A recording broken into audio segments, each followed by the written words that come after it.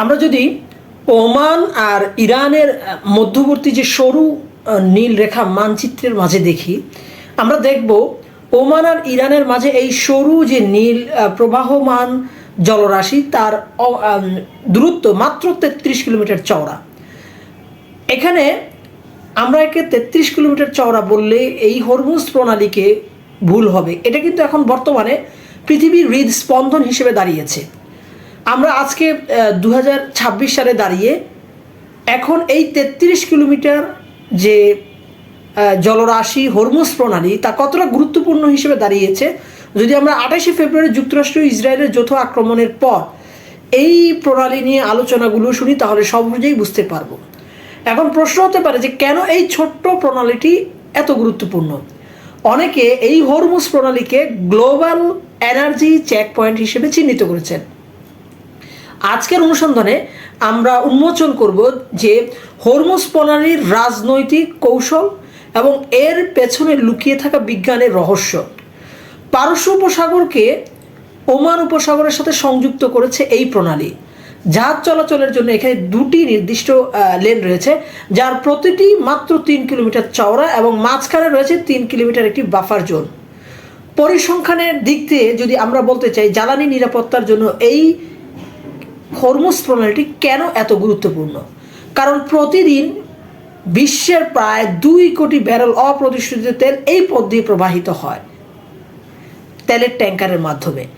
অর্থাৎ বিশ্বের তেলের চালানের 1/5 এখান দিয়ে প্রবাহিত হয় এবং তেল উৎপাদনকারী যেসব প্রধান প্রধান রাষ্ট্র রয়েছে যেমন সৌদি আরব, কুয়েত, ইরাক, কাতার, সংযুক্ত আরব আমিরাত, এই সবগুলো দেশের অর্থনীতির লাইফলাইন। আমি আবারও বলছি যে অর্থনীতির লাইফলাইন হচ্ছে এই হরমুজ প্রণালী। আর এই হরমুজ প্রণালী দিয়ে যেসব দেশের জন্য তেল সাপ্লাই হিসেবে বা সরবরাহ করা হয় সেই সব দেশের মধ্যে চীন, ভারত, জাপান, দক্ষিণ কোরিয়া অন্যতম। তাহলে বোঝা যাচ্ছে যে চীন, ভারত, জাপান এবং দক্ষিণ কোরিয়ার জ্বালানি নিরাপত্তার চাবিকাঠি এই হরমুজ প্রণালীতে লুকায়িত রয়েছে।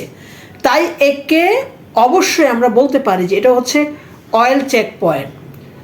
কিন্তু এখন যদি আমরা বলি যে আসলে শুধু হরমুজ প্রণালীর গুরুত্বকে আমরা শুধু রাজনৈতিকভাবেই মূল্যায়ন করব, এটা কিন্তু তা নয়। রাজনৈতিক অর্থনীতি ছাড়াও সমুদ্র বিজ্ঞানীদের কাছে এটি একটি রহস্যের আধার। কারণ পারস্য উপসাগর একটি অগভীর এবং অর্ধবদ্ধ সাগর। এখানে বাষ্পীভবনের হার অত্যন্ত বেশি, ফলে পানি অতিরিক্ত লবণাক্ত এবং ভারী হয়ে ওঠে। এখানে ইনভার্স অ্যাকচুয়ারি সার্কুলেশন রয়েছে, অর্থাৎ ভারত মহাসাগর থেকে কম লবণাক্ত পানি এখানে প্রবেশ করে আর এখানের ভারী লবণাস্তর সম্পর্কযুক্ত যে পানি সেটা আবার ভারত মহাসাগরে চলে আসে আর এর মাধ্যমে এখানে জীববৈচিত্র্য কিন্তু বেঁচে থাকে। 2019 সালে নাসার ল্যান্ডসেট উপগ্রহ থেকে একটি ছবি তুলে আনা হয়েছিল এই পারস্য উপসাগরের এই অঞ্চলগুলোর এবং হরমুজ প্রণালী, যেখানে এটাকে হরমুজ প্রণালীকে একটা শিল্পীর আঁকা ক্যানভাসের তুলির মতো মনে হয়েছে। কিন্তু আজকের এই যুদ্ধ এবং এই হরমুজ প্রণালী কেন্দ্রিক পারস্য উপসাগর কেন্দ্রিক এই যে ওয়াটার ডিস্যালিনেশন প্লান্ট অর্থাৎ পানি শোধনাগার প্রকল্প, সেটা কিন্তু জীববৈচিত্র্যকে একটা হুমকির মুখে ফেলছে। মার্কিন গোয়েন্দা সংস্থা ইতিমধ্যে দাবি করেছে, যেটা CNN জানিয়েছে, যে ইরান এই জলপথে মাইন বিছাচ্ছে। এই মাইনগুলো সমুদ্রের নিচে কিন্তু সত্যিই লুকানো ঘাতক এবং বোঝা যায় না সমুদ্র পৃষ্ঠের উপরে এই মাইনগুলো আছে কি নেই, কিন্তু একটি জাহাজ যখন ওই পথ দিয়ে চলাচল করে তখন তা বিস্ফোরিত হয়। এবং যদিও মার্কিন গোয়েন্দা সংস্থা নিশ্চিত করেছে যে ইরান তাদের ছোট নৌকা এবং মাইন স্থাপনকারী যেটা হচ্ছে আনম্যান্ড ভেহিকেল বা যেটাকে বলে যে হচ্ছে রোবট জাতীয় হচ্ছে যে নৌপথের নৌযান বা ছোট স্পিড বোট, সেগুলো দিয়ে দুর্ভেদ্য প্রতিরক্ষা দেয়াল করে তুলছে। কিন্তু এই বিষয়টাকে প্রেসিডেন্ট ডোনাল্ড ট্রাম্প ভয়াবহ হুমকি হিসেবে তিনি দেখিয়েছেন। তিনি হুমকি দিয়েছেন যদি ইরান এই মাইন অপসারণ না করে তবে তিনি ভয়ঙ্কর ব্যবস্থা নেবেন। ইতিমধ্যে যুক্তরাষ্ট্রের সেন্ট্রাল কমান্ড দাবি করেছে যে তারা ইরানের 16টি মাইনবাহী জাহাজ ধ্বংস করেছে। অন্যদিকে ইরানের বিপ্লবরক্ষী বাহিনী এবং হচ্ছে নৌবাহিনী সেখানের উপকূলীয় অঞ্চলে মাটির নিচে তারা ক্ষেপণাস্ত্র মোতায়েন করছে এবং বিস্ফোরক ভর্তি মানববিহীন বোট নিয়ে সতর্ক অবস্থানে রয়েছে। এটা আসলে কিন্তু মানে শুধুমাত্র যুদ্ধ না, এটা একটু মরণপণ, একটা মাইন্ড গেম হিসেবে দুই পক্ষের মাঝে উপস্থিত হয়েছে। যুদ্ধের ময়দান যখন উত্তপ্ত, তখন তেহরানের অন্দরমহলে এখন নতুন করে রণকৌশল তৈরি হচ্ছে।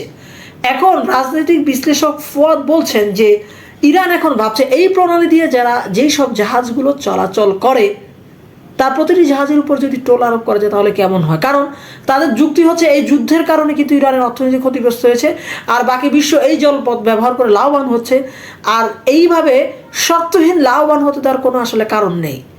যদি ইরান এই ধরনের টোল কার্যকর করে হরমুজ প্রণালীতে, তবে আন্তর্জাতিক বাণিজ্যে এক অভাবনীয় অস্থিরতা তৈরি হবে। কারণ জ্বালানি ছাড়া কোনো জাহাজ চলাচল করতে পারে না, জ্বালানি ছাড়া কোনো উৎপাদন ব্যবস্থায় কোনো উৎপাদন সঠিকভাবে চলতে পারে না। তাহলে এটি তেলের দাম বাড়ানোর জন্য, অর্থাৎ এই টোল আরোপ করার যে বুদ্ধি, এটি তেলের দাম বাড়ানোর জন্য এটি কূটনৈতিক এবং অর্থনৈতিক চাল, যেটা আমেরিকার উপর আরেকটি চাপ সৃষ্টি করবে। একদিকে মার্কিন হুমকি, অন্যদিকে এই ধরনের পাল্টা কৌশল।